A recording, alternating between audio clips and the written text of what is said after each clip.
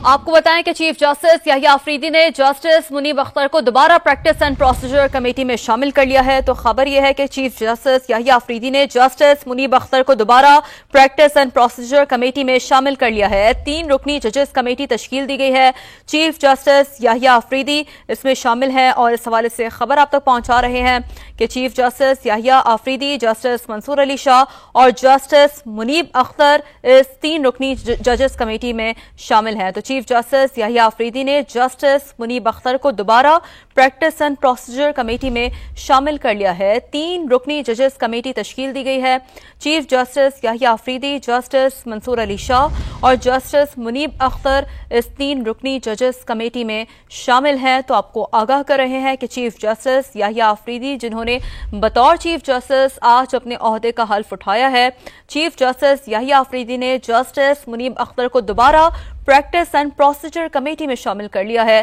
3 रुकनी जजेस कमेटी तश्कील दी गई है। बात करते हैं, सुहेल रशीद हमें ज्वाइन किया है। जी सुहेल, बताइए।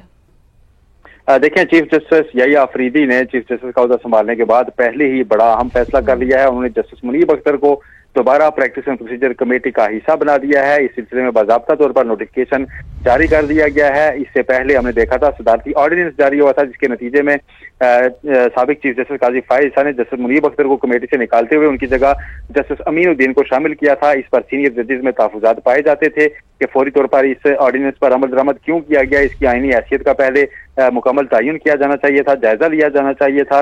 अब आज नए चीफ जस्टिस ने आते ही एक तो फुल कोर्ट मीटिंग राय के मुताबिक बुला ली है पीर के रोज, और दूसरा ये नोटिफिकेशन भी जारी कर दिया है जिसमें तश्कील नो करते हुए दोबारा सीनियरिटी के मुताबिक ही 3 जजेस ही अब बशमूल चीफ जस्टिस पाकिस्तान इस कमेटी का हिस्सा होंगे। जस्टिस मंसूर अली शाह ने 2 बार खत भी लिखा था इस सारे मामले पर।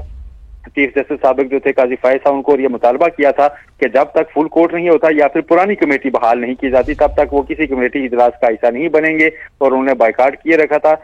अब इसमें बड़ी पेशरफ्ती आई है कि नए चीफ जस्टिस ने आते ही वो सारा मामला रिवर्स कर दिया है। साबिक चीफ जस्टिस काजी फायज साहब के उस फैसले को रिवर्स किया है, उसे उनका जो नोटिफिकेशन था उसको वापस करते हुए पुरानी तश्कील जो थी उसको बहाल किया है। अब कमेटी में chief justice Yahya Afridi, justice Mansoor Ali Shah और जस्टिस मुनीब अख्तर ही होंगे, और यही कमेटी होगी जो बेंच की तश्कील करेगी, मुकदमात कौन से बेंच के सामने लगने हैं उसका फैसला भी करेगी। ताहम आईनी बेंच की तश्कील जो है वो जुडिशल कमीशन के पास होगी, जिसका अभी तयन होना बाकी है। लेकिन रूटीन के जितने भी मामला हैं वो अभी इस कमेटी ने देखने हैं, इसी ने बेंचों की तश्कील करनी है। और आज जस्टिस मुनीब अख्तर इससे पहले जब तकरीब अलबरदारी थी उसमें भी मौजूद थे, जो कि सुपरसीड हुए थे। उनसे तीसरे नंबर से जैसे याहिया अफरीदी को पार्लिमानी कमेटी ने बनाया था, उसको उन्होंने तस्लीम किया। जफबरदारी में भी शिरकत की थी। तमाम जजेस जो मुल्क में मौजूद थे वो भी शरीक हुए थे। उसके बाद उस तनाजुर में अगर देखा जाए तो ये अहम पेशरफ्त है कि अब कमेटी की भी तश्कील नो की गई है और जैसे मुनीब अख्तर दोबारा उस फैसला साज कमेटी का